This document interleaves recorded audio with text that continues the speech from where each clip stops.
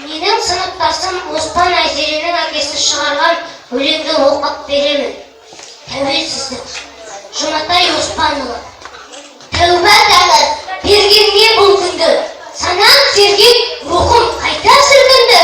Жетті де көңілдегі бұлтымды. Күннің нұр, шаттан бүрді жұртымды. Әр сәулесі қан ойнатар қуатты. Тәуелсіздік, таң еді бұл шуақты. Мұншақтаған көздің жасын құрғатып қан жылаған. Жүрек кетті жұбатты.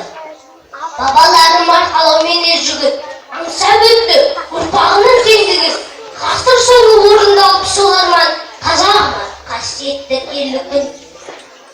Осы емес пе құлашымды жайғаным, бақ елдің бам, әнұраным байрағым. Қазағымды бар әлемге танытқан тәуелсіздік менің асыл айбарым. Байқаймысың мына күннің ғажабын, артта қалды қайғы жұтқан азабын.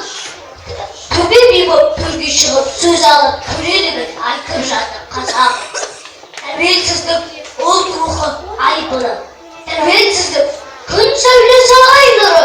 Тәуелсіздік тегі мықты қазақтың еш өлшемге сыймай тұрған байлығы.